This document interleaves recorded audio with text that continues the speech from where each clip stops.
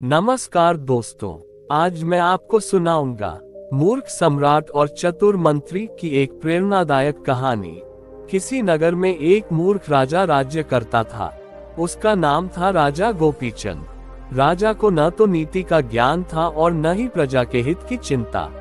लेकिन राजा के मंत्रिमंडल में एक बहुत ही चतुर और बुद्धिमान मंत्री थे जिनका नाम विश्वामित्र था। वह अपनी समझदारी और दयालु स्वभाव से जनता में काफी प्रसिद्ध थे। एक दिन राज्य के हर व्यक्ति की जानकारी रखने के लिए राजा ने एक फरमान जारी किया।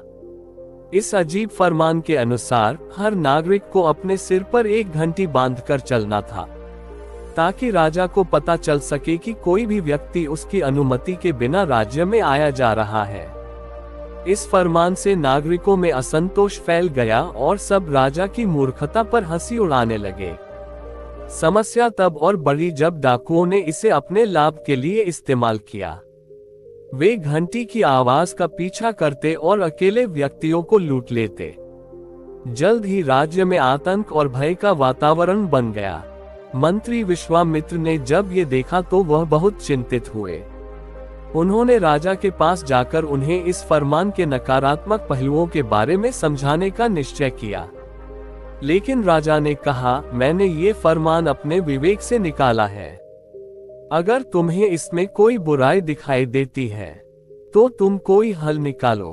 मंत्री विश्वामित्र ने सोचा और एक योजना बनाई। उन्होंने एक नगरवासी को बुलाया और उसे एक बड़ी झील के पास एक विशाल पेड़ पर घंटी बांधने का आदेश दिया। वह नगरवासी जैसा उसने कहा वैसा किया। अगले दिन जब हवा ने उस घंटी को बजाया तो उसकी आवाज पूरे नगर में गूंज उठी। नागरिकों ने ये सोचकर चैन की सांस ली कि उन्हें अब घंटी बांधकर नहीं चलना पड़ेगा। जब शहर में चोरी और डकैती की घटनाएं बंद हो गईं, तो राजा ने मंत्री विश्वामित्र की बुद्धिमत्ता की प्रशंसा की। इस तरह विश्वामित्र ने न केवल एक समस्या का समाधान निकाला, बल्कि जनता को एक महत्वपूर्ण शिक्षा भी दी कि सच्चा नेता वही होता है जो प्रजा की भलाई सोचता है और संकट के समय में सही मार्गदर्शन करता है।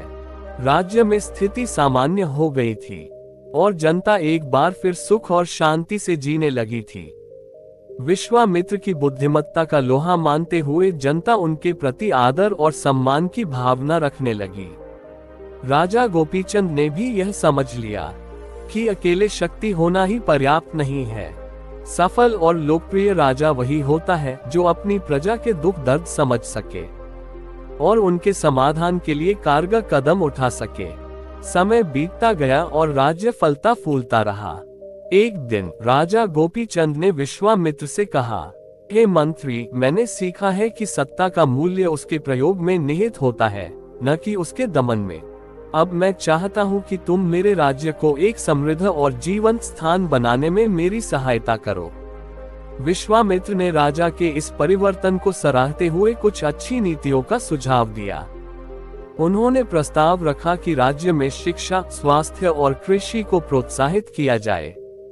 राजा ने विश्वामित्र के सुझावों को खुले दिल से स्वीकार किया और जल्द ही राज्य में प्राथमिक शिक्षा निःशुल्क कर दी गई। नए अस्पताल खोले गए और किसानों को खेती के लिए नए औजार और बीज वितरित किए गए। प्रजा ने अपने जीवन में आए इस सुधार को देखा और वे राजा का शुक्रिया अदा करने लगे।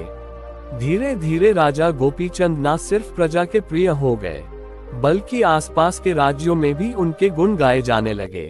राजा ने प्रजा के बीच समय बिताना शुरू किया, उनकी समस्याएं सुनी और प्रत्येक समाधान में भागीदारी भी की। विश्वामित्र के मार्गदर्शन में राजा ने जन कल्याण के और भी कई काम किए और राज्य को समृद्धि की नई ऊंचाइयों तक पहुंचाया। धन्यवाद। आपको ये कहानी कैसी लगी? अगर आपको कहानी पसंद आए हो तो आप मेरे चैनल स्टोरी वर्ल्ड को सब्सक्राइब जरूर करें। धन्यवाद।